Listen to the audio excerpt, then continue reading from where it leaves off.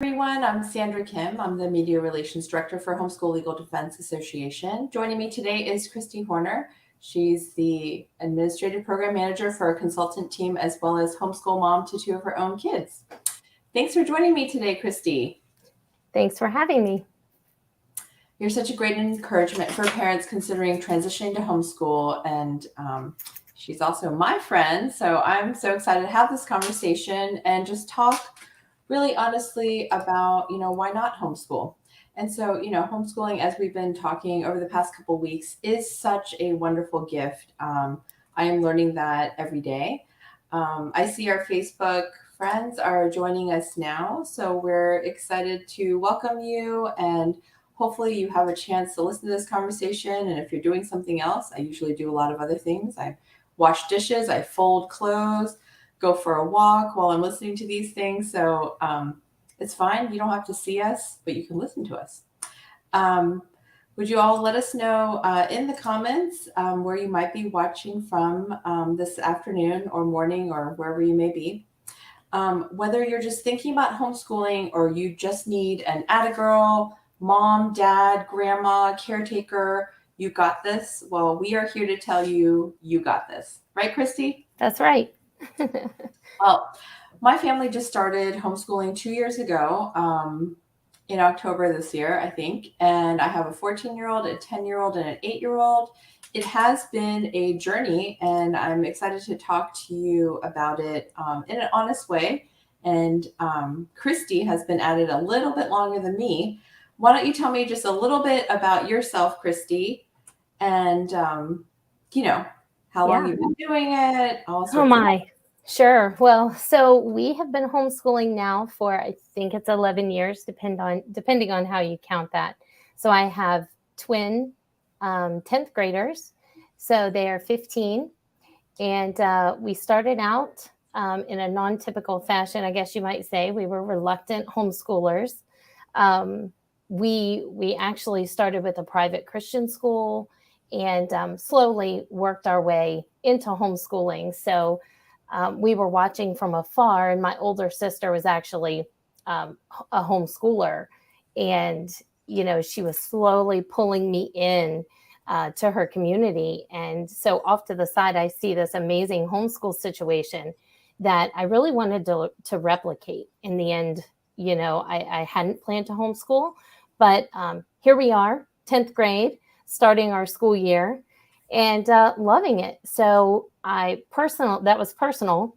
And now professionally, I have been today at HSLDA for 7 years. Wow. And with the amazing educational consultant team. So it's been a really unique journey, and we're loving it. That's really cool. Well, as you know, as I said, I'm the Media Relations Director for HSLDA, and we are homeschooling. My husband and I are doing it together. My husband went to a private Jesuit school. I went to public school, K through 12. And we kind of fell into homeschooling, and we are just really, really excited about it. So I just want to remind our Facebook friends to feel free to drop in any questions you have here in the comments. We hopefully will be able to get to them. We're excited to talk to you in a frank way and just really talk to you about homeschooling gifts, but very specifically, both of us kind of are from different backgrounds. We're not from homeschooling, but we are now homeschooling our kids, and we want to just really talk to you about that.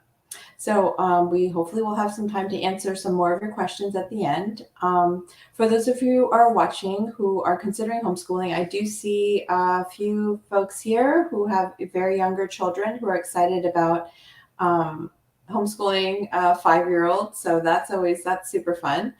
And I see some other people here, so welcome. For those of you who are watching, you're finding that your child's current school situation isn't meeting your needs or is creating a negative learning environment. There might be some worries if homeschooling could be a good fit.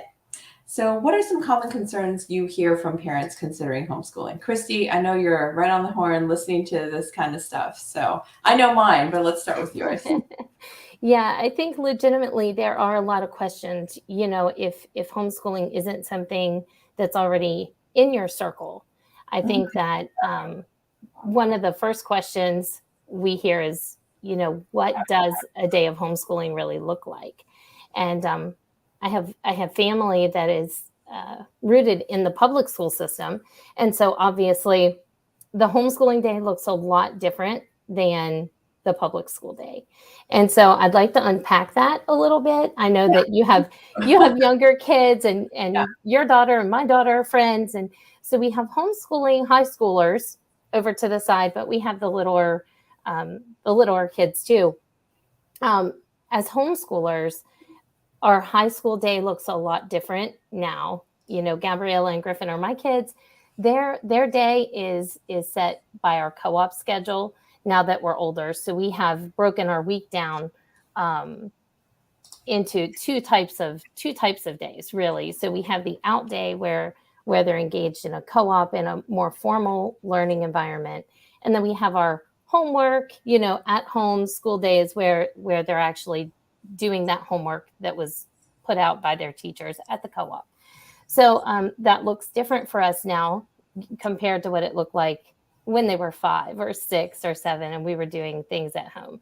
So I think it's important to know that, every family is going to have their own vision and their own view of homeschooling. And so that's okay. That's the beauty of it, right? So what does your homeschool look like on a daily basis? Mine? Yeah, it looks different on a daily basis. I guess initially when I was starting, I wanted it to look like school.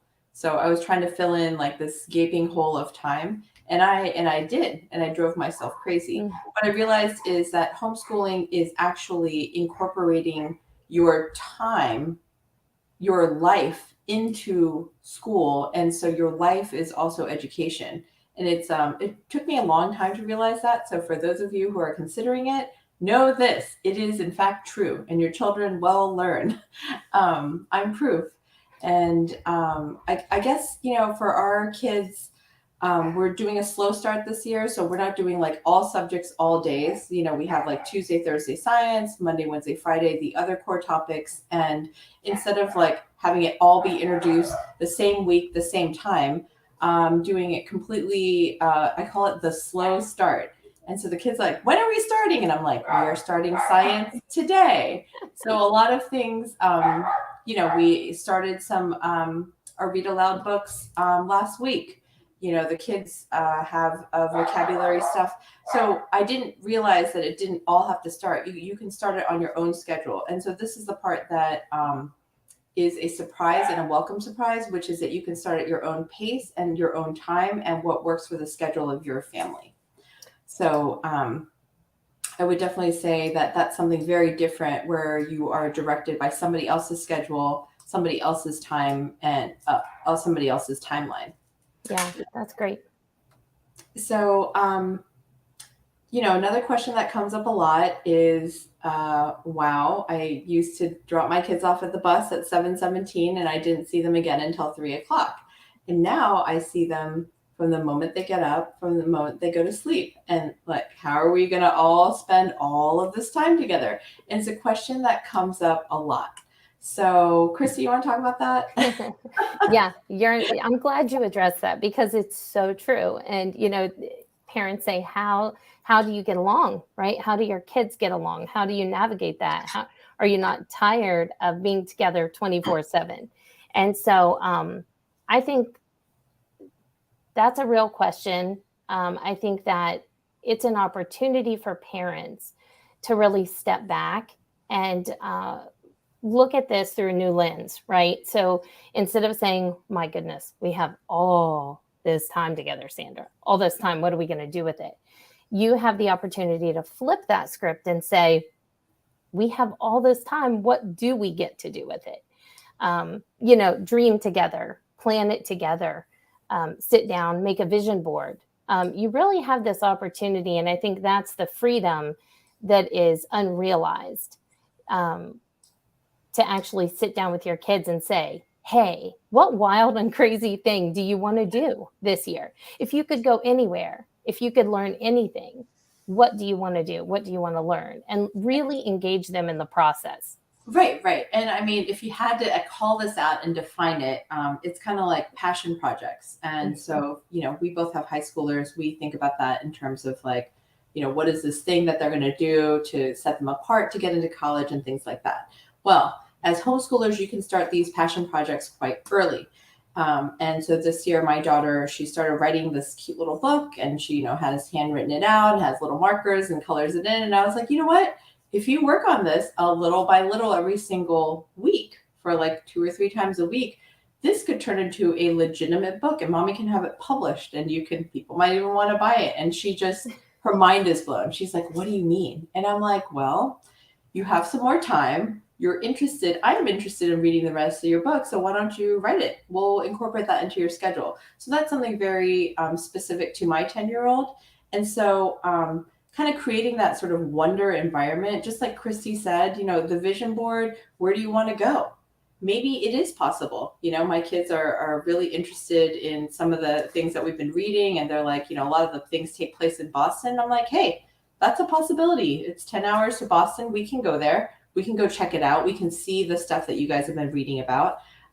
Some things my son likes to always look up what is the biggest, the tallest, the weighs the most. He's like Mr. Guinness Books of World Records. And so I was like, well, where do you want to go? And he was like, well, I want to go see the, what is it called? Is it called the Burj Khalifa? It's like the highest building, and it's in Abu Dhabi. And yes. I can assure you that we are not going to Abu Dhabi this year. But that's a great opportunity, Sandra, for a virtual field trip. Yes. We are virtually going to go to Abu Dhabi, but I don't know go there. But I mean, it's sort of putting the wonder back into that curious part of your child, which has always been there and it is there, but really being able to pull that out and then having it turn into actual things. And so that passion could be sports, that passion could be arts, that passion could be writing, it could be science. As they are getting older, like Kristy said, they could have internships and work with these people to see if that's really a passion that they want to explore. And I know that your kids do sports, and they do quite a bit of it during the week. They do. Yeah. So my kids are martial artists, and we have some pretty unique opportunities to really tap into higher levels. So they're getting ready to test for their black belts. Wow. Second degree black belts, which is super exciting for them. But as you said, and you probably know, this is a lot of time. So what we're able to do is actually school around that. We're doing this today, and I've got my son with me. He's at work with me. He brought his school along. He's meeting all the people we work with, right? And so it really is an incorporation. And as we leave here, we're going to go to karate. We may spend 6 hours at karate. So it's just a different mindset overall. It's like this big circle of, all the things that are important in your life. It's not now a confined block of education in the day.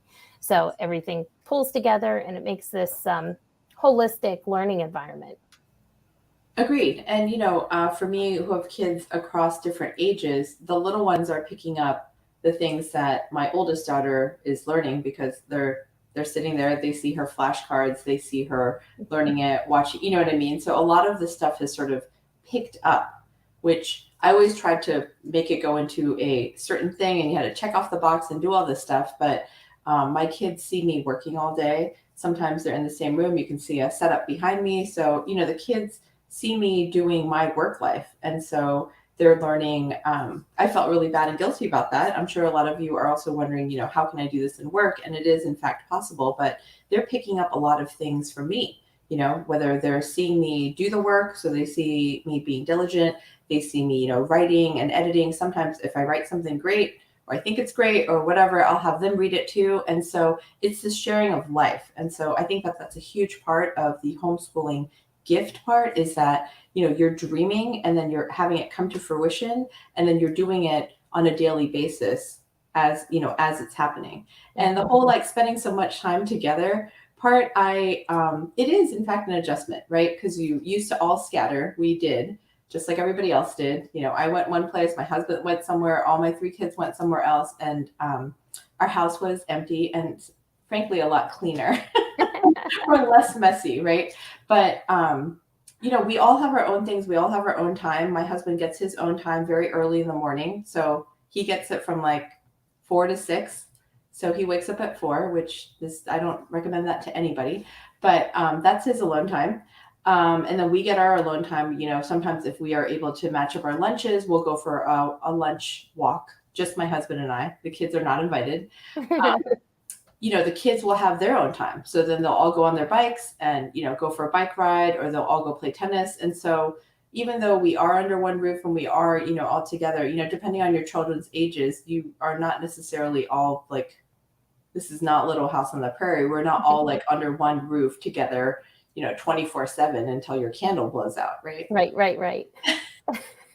It does. I think that is something that is hard to understand maybe until you've experienced it. And you're right. I mean, you have the freedom to have your kids in an online class to the side while you're working, or drop your kids off at tennis lessons, while you're on your way into the office. So there's a lot of freedom and flexibility around homeschooling. There can be. And in that, you don't want to fill up all of the time, because I did that, and don't do that because then you'll drive yourself nuts. So that's one, and we'd love to see your questions if you have some other ones that you have very specifically about that. One question we get a lot is about socialization. So, there are these stereotypes about homeschoolers, about lots of different things, and like, what if they don't have any friends? And Kristy, you want to talk about that? Do your kids have friends, or they are friends, Insta friends, but still? Yeah, that's right. So, yeah, I think what's important to note is when you're homeschooling, you do have to be intentional. I think it was easy for us to really be in our bubble and doing the things, right? Checking off our boxes. So I found for my kids, we just had to build intentional time for friendships. And that didn't take very long. Once they caught on to that and we figured out how to be intentional and still get our schoolwork done, then, it was just a regular part of life. So whether that was meeting friends at a coffee shop and taking our school books with us, having Chick-fil-A days and taking our school books, or learning at the library, or just field tripping. So I think there are a million different ways to be socializing, with making friends, building relationships. But if you're intentional about that, it's not as hard as you might think. I think it's important to know how to connect and how to find your community. And I know we talk a lot about that, but it really is so important that you're not just off to the side. It's good for the kids. It's good for moms. I remember my daughter doing a Bible study in a coffee shop with some friends, and the moms, instead of dropping the kids off, the moms hung out, right? Because it's not just the kids that need that community, that need that social time.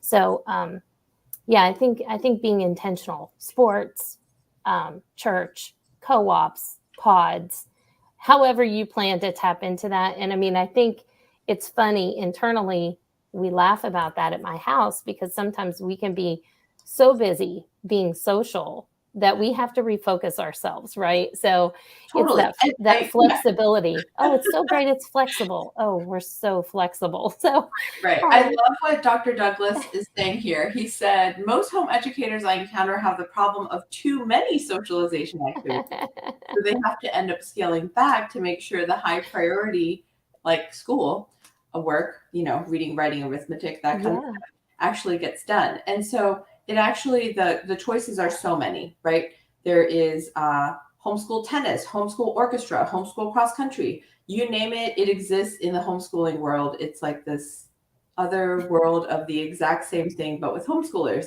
And so I definitely fell into that my first year, where I was like, I'm joining every co-op and every pod. So we were in 2 co-ops and we were in a pod. And I was like, I feel very scattered and stressed that I'm like doing so many things, because I was so worried that my kids would not have socialization. But I guess one myth buster here is that it's also very strange for 38-year-olds to all be in one room all the time. That does not happen naturally.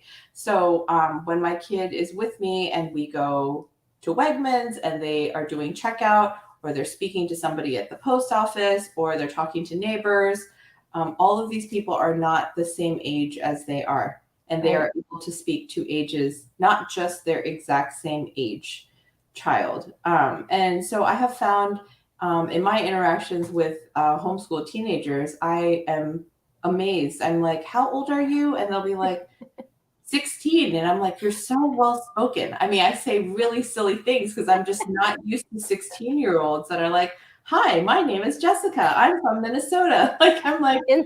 Insert handshake, right? Yeah. And I'm like, this is amazing. How old are you? And I'm just amazed. And usually homeschoolers are in groups of kids that are more mixed, right? Hiking groups, exploring the outdoors, science, or whatever it may be. Of course, grade level stuff you probably want to do together, but just that normal socialization interaction of kids who are different ages is actually pretty natural and normal. And so I would say socially, there are awkward kids in all different kinds of schooling. And so you're going to find them in homeschooling as well. But that doesn't necessarily define homeschoolers as the ones that are, awkward or unsocialized. I mean, I know plenty of kids that are in other school situations that could be identified in that way as well. Right. So true. Yeah. So the finding the friends thing, what did we mention? So for my daughter, I was like really determined for her to find friends. So we were in a tennis team, and then she also did a homeschool orchestra, and then she was also active in youth group. And then we also did a government, learning about the government, state government, national government, camp and things like that. And so just like anything else, right? You don't, again, who has time to meet a million friends anyways, but giving them these opportunities, homeschool clubs, or, if you're doing civic engagement, these are all different opportunities where you're going to have your child be able to mix it up. And that could be in scouting, that could be in 4-H. So there is no lack of interaction. Maybe the issue is the opposite, which is the too much, right? We need to pull back because there's too many things. Well, when you said clubs, I really think that one of the major advantages of homeschooling is to be able to pour back into the community. And so for us, my husband's parents are very active in the Ruritan Club. And so we have this opportunity to engage with a whole different community, and pour back into the community in a safe way. So I think that's something that a lot of parents are often looking for. And it might be hard to find that, 6 p.m. till 8 p.m. when you're trying to do your homework before the next day of school. So we have the freedom and the flexibility to take a break and go serve somewhere and then come back and pick up our schoolwork at home. So. Right. And you talk about civic engagement. For us, I'm in a community where there's across the street, there's senior living. So one of the things that I wanted to do with my kids was to interact at that level as well. I was always active with the seniors in my teens, and it was a really great experience. So we are going quarterly with some other homeschoolers and doing a Homeschoolers Got Talent.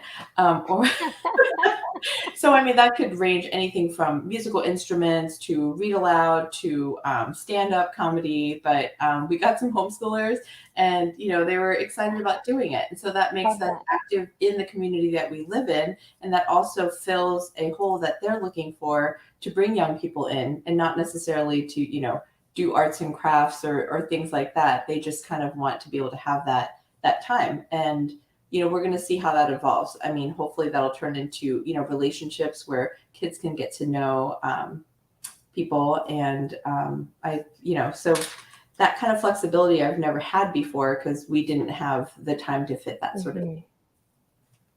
Really quick, Sandra is in Michigan, and you're hoping to homeschool your kids. No experience. I had no experience. Um, and you're wondering how you can work with the two now. So I'm sorry, I'm unable to type in the chat, but if you could let us know how old those kids are, we would love to chat about that. So we'll definitely come back to you.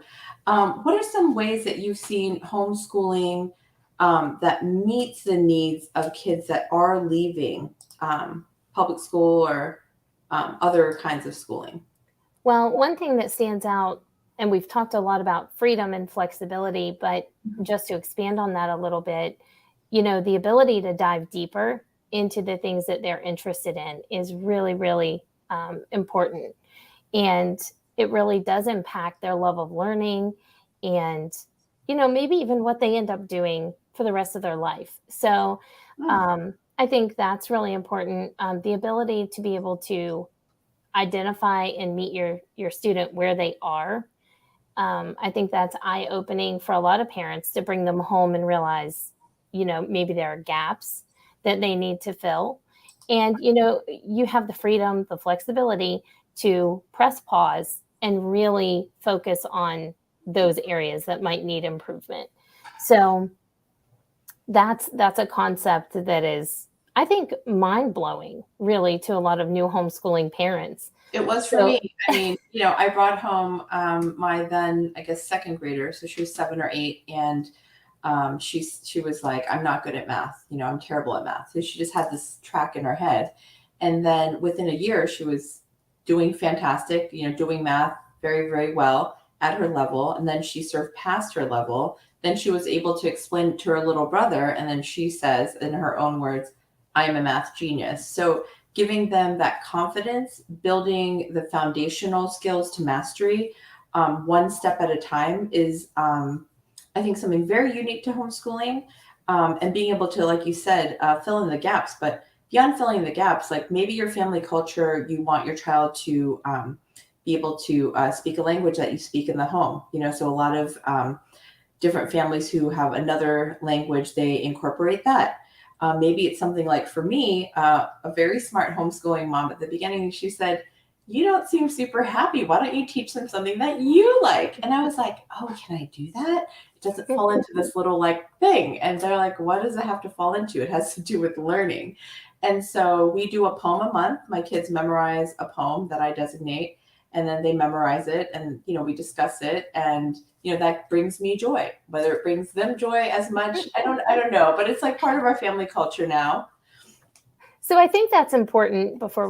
It's a little bit of a side tangent, but I think it's important what you just said, that you are not miserable. Whoever is doing the homeschooling, it's not going to be enjoyable if you're miserable. And so it's important to meet somewhere in the middle amongst, what you have to do legally and follow your state laws, what interests the kids have, what skill sets, and you meet all of these things, and you create some kind of plan where everybody can be happy and successful. It is possible, right? It's possible to find a happy medium. Yeah, totally. And then also just kind of honing in on what your kid likes, right? So my son, Teddy, who's 8, he loves basketball. Anything that has to do with the NBA, he is 1,000,000% interested in. So being the now newly minted homeschooling mom I am, I associate players and their state. I'm like, hey, where's this guy from? Indiana? Let's find that on the map. Yeah, he is interested, because guess what? Right. He's interested in basketball. But through basketball, we're learning U.S. geography. We're learning states and capitals. We're, just all sorts of different things. So you can expand on your child's passion and then turn that into learning very much just for them. Yeah. Wouldn't you say that's like a super homeschooling thing? That's super homeschooling. And I'm having a flashback to when my kids were, I'm not sure, maybe 8. And we were really into Legos, right? And so we discovered this really neat way to use Legos and create stories. So we would make up a story, and then we would build the character. And so it really had no bounds. Sandra, it had no bounds. And wow. I mean, the Lego people made it to math. They made it a long way. they were very tired Lego people because they did school every day. So it's a really unique way to increase engagement, It is. when you're pulling in the things that they love, because now they're hooked and they want to know more. And I felt a little bit sneaky as a homeschool mom doing that, but it was good sneaky. Oh, I am 100% all about being sneaky. Yeah. I mean, they don't call it game schooling for nothing. There are Yeah. people who actually teach their children through play, through games, through actually playing board games. There are very specific games. Some kids love to play games and learn in that way. But really, I think it's about engaging with your child in the way that would be best for them. And so, I think that it is very possible because you have that time to engage in that way. So for my son, he prefers it in very short spurts. I would say his level of concentration is like in 12-minute increments, if I could put a time on it. My daughter prefers a more like lecture style. So like I have to read before, and then I stand there and I talk about like, these are flying creatures, and like she wants it that way. And then they both enjoy like short videos. So if I'm not able to explain it, or maybe it's a more complicated science experiment that I'm not interested in doing in my home, then we'll watch somebody else who did it. And so we still get the same effect. So, the efficiency, the one-on-one time, like you said, small group activities, and then the relationship, right? It always comes back to me a million times as a relationship. I thought I had a deep relationship with my children before we pulled them out. And now it is, I call that the macro relationship. And now I have a very micro understanding of them because we're so ensconced with each other's lives. They know how I'm feeling. They certainly know when I say I'm working, they see me doing it. Before, work was like this foreign concept, like she goes somewhere else and does something. But now when I say, mommy works really hard, they see me doing it all day long. So they understand the meaning of that work. And then any relationship takes time. So it gives you this, it is a luxury, because time is a luxury, of that time to build the relationship with your child. And so for me, one of my homeschooling goals is to have a close and personal relationship with each of my children, and for my children to have a close and personal relationship with each other. And that's really afforded by our time in homeschooling. So I haven't even gotten to the amazing part of homeschooling, but that is what I would say is one of the biggest benefits. Yeah, I agree completely. I think that when you said, the relationship part of that, somebody asked last week, we were out and about and had school with us, and there were a lot of things going on around us, and we're so used to this. We've built a culture in our family that homeschooling isn't, school is not punishment, learning is not punishment, it's not drudgery. And so the question that we didn't list is, how do you make your kids love this? How do you make them do it? Because the goal, right, for us is we show them the value, we build the relationships, and then they become very independent, and they are motivated, self-motivated to continue learning and to continue this way of life. So one of our goals is to create self-motivated people that love to learn. And so it's not about a test. It's not about a grade. Obviously, we're in high school, and that does matter at some point. But that's not their primary motivation, right? They like to learn. They like to do that. And so I think it's important to recognize when you're building relationships that you're also building a culture of learning, and you're setting the stage in your house, every day. You're recreating it. Not to say that sometimes it's maybe not ideal, but it's repairable. Every day you start over. So you do. And I mean, back to the time part, is that you have time to get there. Because my first year, I spent a lot of time feeling this behind thing. But in homeschooling, there is no behind, because you're not behind anyone. It's kind of like, for me, I akin it to working out, right? Like I'm working against myself. Like, where am I? So if I can only do 5 push-ups today, then it's where I'm going to be, 6 weeks from now. So same thing with homeschooling, is that they will get there, but they will get there on the timeline that is right for them, and not necessarily the timeline that is laid out by somebody else.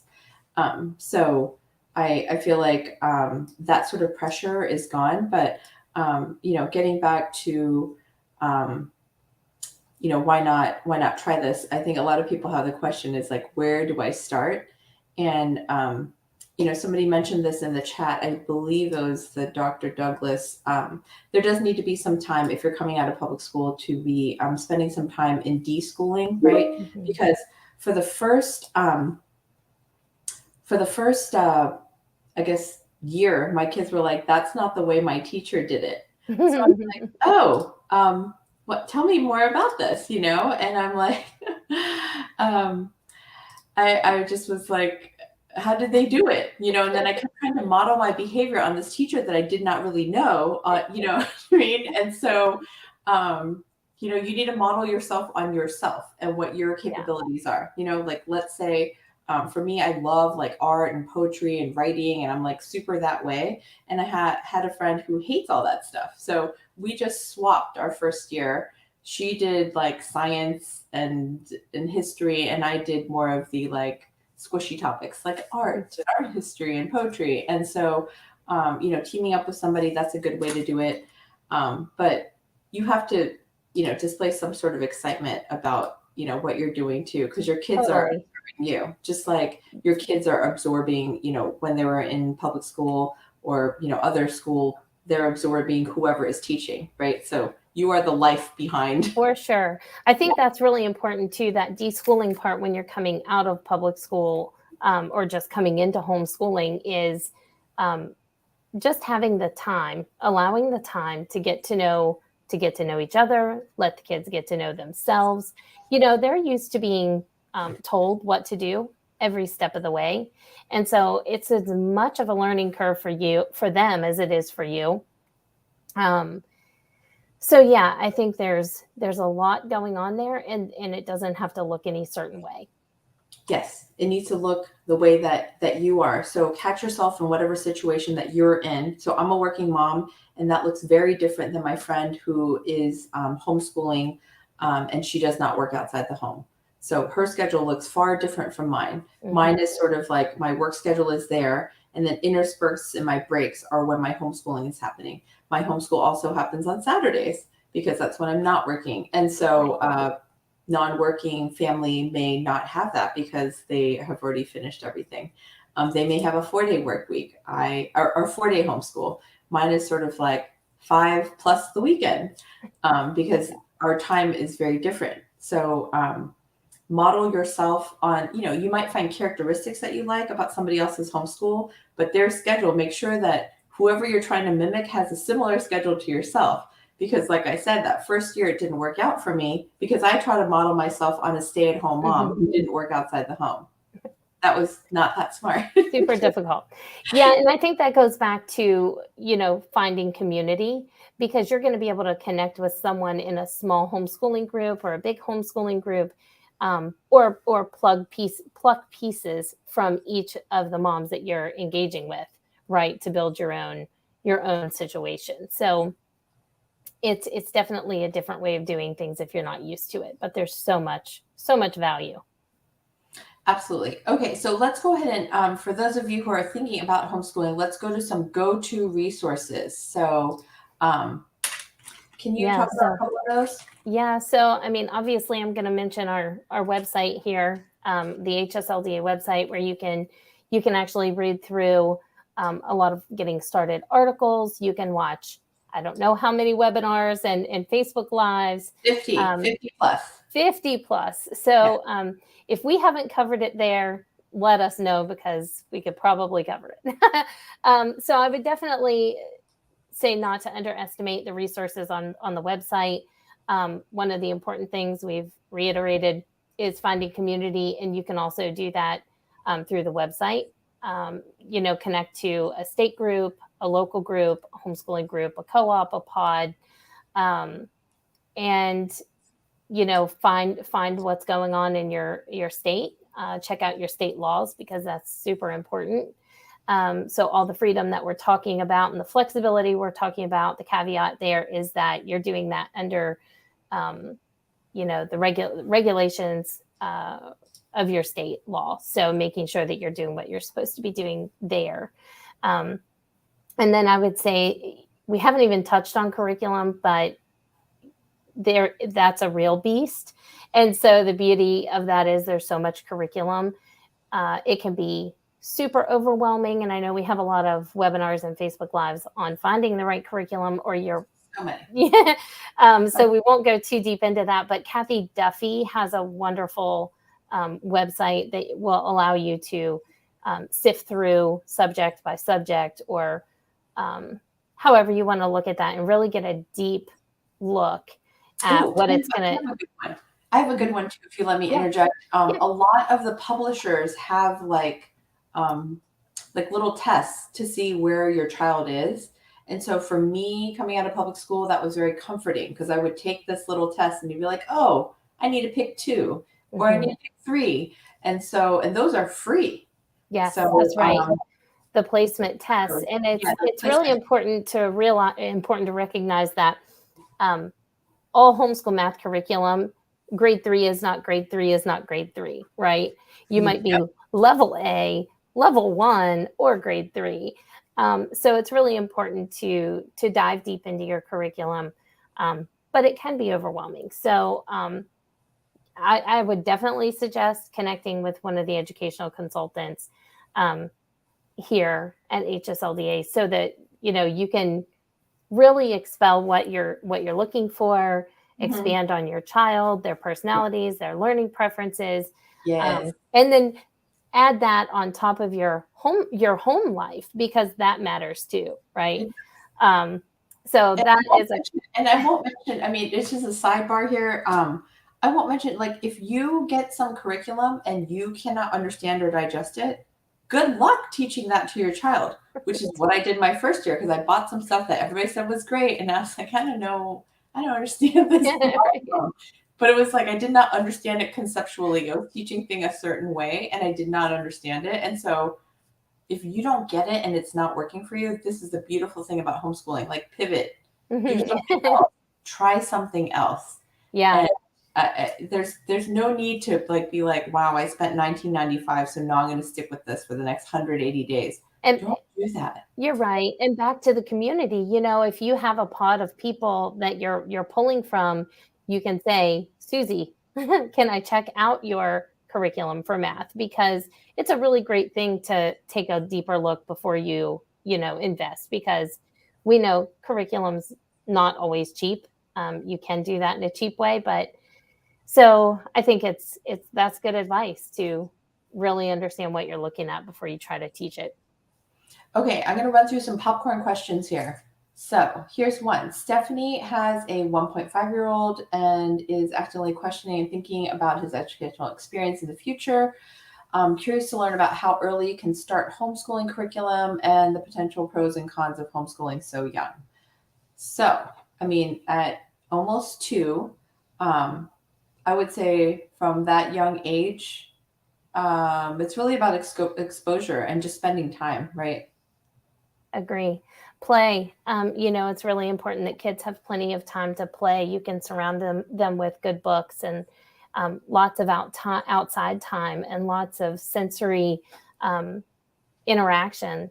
So just exposure. And personally, we didn't really pick up the formal books or learning until we really felt like they were ready and they were showing signs of we want to read and so I would say follow your child's cues.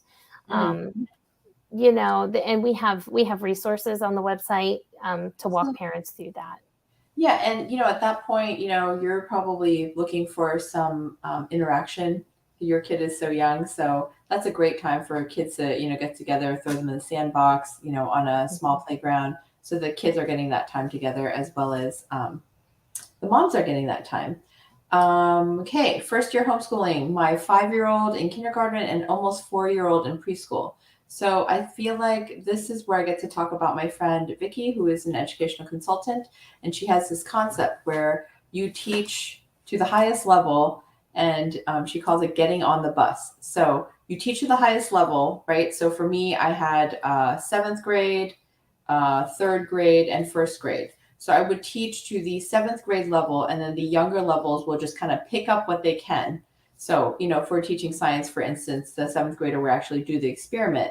The 3rd grader would be able to, talk about the steps. The 1st grader would just, absorb a little bit. And so just they get what they can out of it on that level. So I feel like 5 and 4, that's like a great time, do things that read aloud.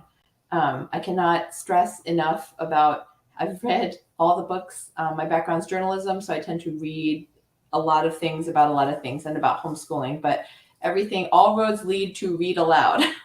And so, having that time where you are reading something that's interesting at their level, and they just kind of pick stuff up. So that would be my advice. How about you, Kristy? No, I totally agree with that. And I think that's what I call a twofer, right? So you're building relationships while you're exposing. So I think that's a win-win. Agreed. And, I've got Rachel here, a family that's homeschooling, public school, private school, and numerous universities. Scheduling is complicated. And yes, scheduling is in fact complicated. So somebody kept saying this to me and I ignored it, but like simplify and don't because if everyone's stressed out and they're moving all around and you're in the car all the time and you're doing a lot of drive-through, that burnout is real. And then you're not going to be doing anything well.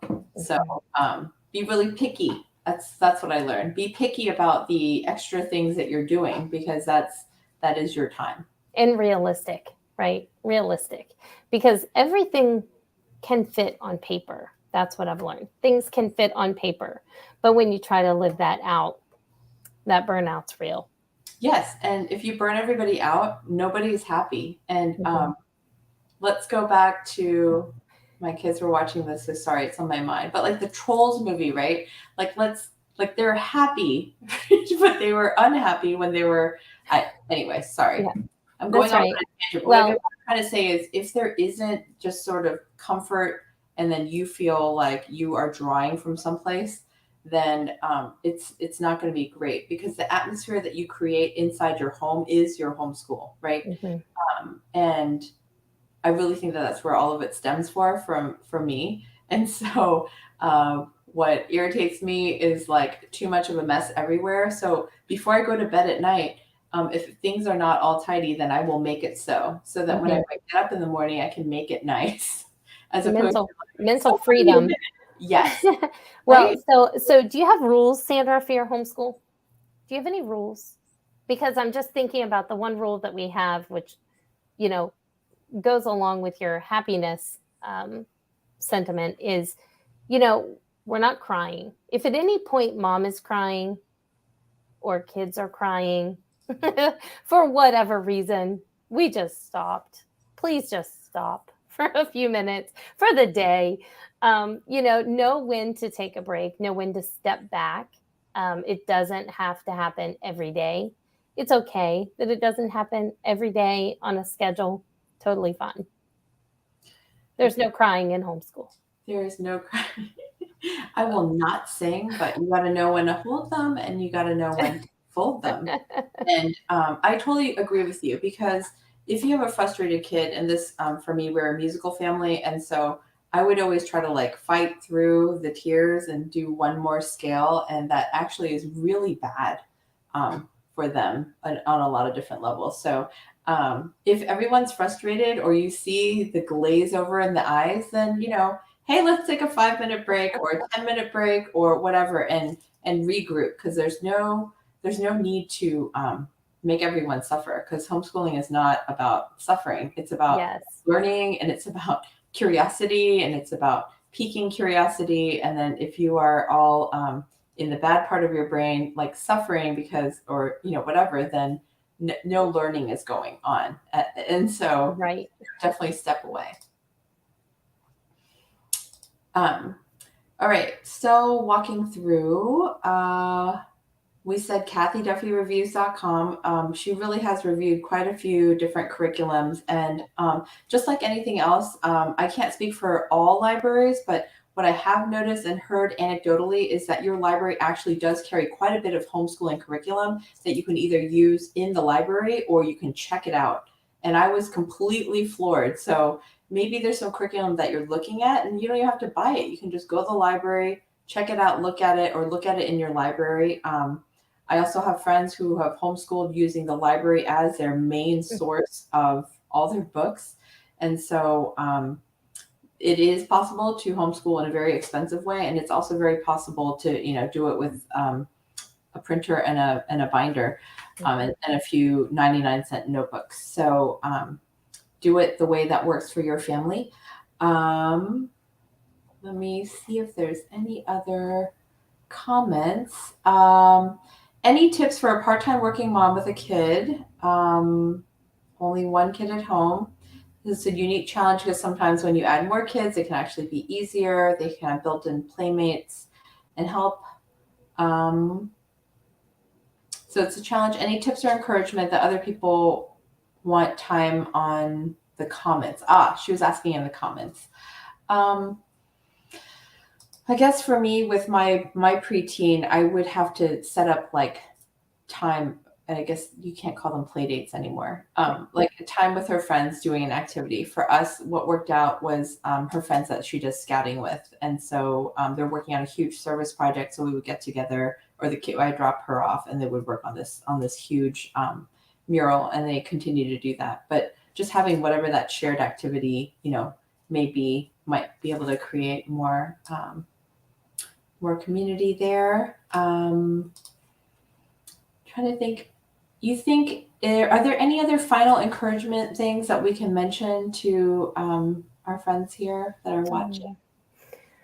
Well, I think if you're considering homeschooling, my first piece of advice, if you do take the jump, I would say is have fun, right? Because as we've mentioned, it should be fun. It can be fun. It is fun. I think there are days that are not fun, but overall it's relationship building and it's fun. And don't underestimate the power that you have to impact your child's future. So I think it's really eye-opening when you realize how much you can pour into your kids and how that can work out in the end. So it's no longer something that's been handed off or outsourced unless you want to, but you become partners. And I think that's been the key to the success in our house. And when I say success, I don't mean grades or anything like that. I mean, we have happy kids that are well-adjusted and that are well-rounded and, they love learning. So for me, just they're also nice and polite. I think I'm going to keep them. Yeah. So, I think that's just really the success factor for us is realizing that you have a partnership. It's not a top-down model for us. And I've seen a lot of engagement, a lot of feedback. It's just, partner, make it a partnership so that it's happy for everybody. I think that's really important and easy to overlook, because if you're trying to be the teacher, Mrs. So-and-so, newsflash, we're not Mrs. So-and-so, right? Right. So, and I think your kids will thank you for that. I think so. And even for my middle one who asks to go back to public school because grass is always greener, we have decided to not let her do that. I think that's just something she says now because she seems really happy and she skips around the house and does her thing. And so, if your child says they don't want to, a lot of times the unknown seems hard, right? Because they don't know what homeschooling is like. You don't know what homeschooling is like. But just like any good thing, you kind of have to, try it and and do it, and then you will see. So that's what I guess I would leave people with, and try to make it fun. Why not? Why not have fun? Why not? So thank you so much for joining me today, Kristy. It's always fun to chat with you. For those of you watching in the audience that is thinking about homeschooling or have decided to homeschool and you're looking for next steps and resources, we have a ton of free resources on our website, hslda.org. Get started.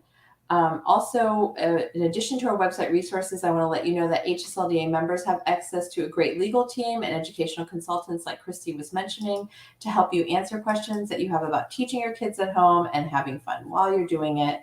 We have educational consultants who specialize in helping members who have questions about homeschooling, setting up your homeschool, transcripts, multiple ages, very specific questions that you may have.